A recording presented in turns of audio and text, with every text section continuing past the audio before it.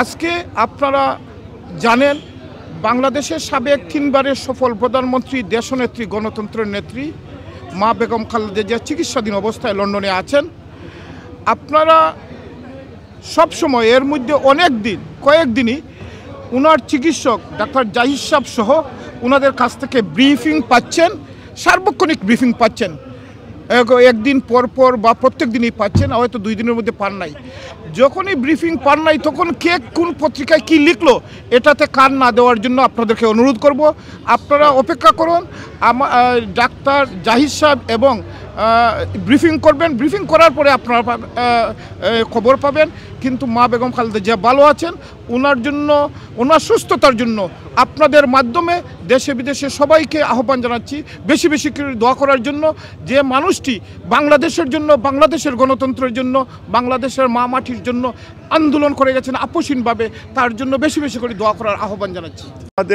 আপনাদের মাধ্যমে আমাদের নেত্রী, আমাদের মা, মাদার অফ ডেমোক্রেসি, যিনি আজকে অসুস্থ, যেটা বাংলাদেশ থেকে আসছেন চিকিৎসার জন্য, এবং ওনার চিকিৎসা আলহামদুলিল্লাহ চলছে, এবং আমরা আশা করছি যে উনি সুস্থ হবেন এবং বাংলাদেশে ফিরে যাবেন।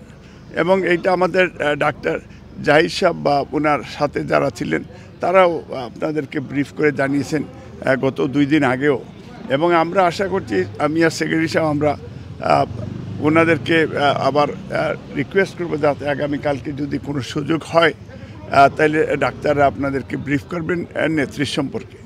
আর আমরা এটাই আপনাদের মাধ্যমে দেশে বিদেশে আপনারা খোঁজ নিচ্ছেন, এবং আমাদের দলের পক্ষে আমরা আজকে এই অনুষ্ঠানে আপনাদের মাধ্যমে যেহেতু একটা অপরচুনিটি পেয়েছি, আমরা এই কথাটা বলবো যে বাংলাদেশের মানুষ তারা গণতান্ত্রিক অধিকার ফিরিয়ে আনার জন্য যারা প্রায় 3000 মানুষ জীবন দিয়েছে, কোমলমতি ছাত্রছাত্রীরা, আমরা চাই যে এই ডিসেম্বরে, যেহেতু নভেম্বর, ডিসেম্বর, অক্টোবর বলেছেন যে ইন্টেরিয়র গভর্নমেন্টের প্রধান ডক্টর ইউনূস সাহেব বা অন্যান্য তাদের অ্যাডভাইজারগুলি যে নির্বাচন দিবেন, তো ফ্রি ফেয়ার নির্বাচন দেন।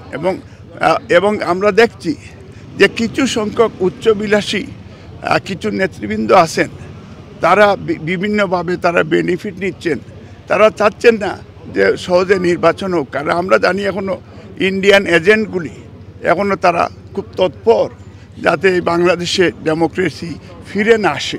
বর্ডারে নির্বিচারে মানুষকে হত্যা করছে, শুট ইন্ডিয়া স্টপ, এইসব এই আমাদের কৃতি সন্তান বাংলাদেশের ভিতরে এসে তারা এখন পর্যন্ত তারা বুলি করছে। আমরা এই সরকারকে বলবো যে আপনাদের যে সেই ডাইনামিক লিডারশিপ ইন্ডিয়ার এগেনস্টে, এটা ইন্ডিয়াকে স্টপ করান।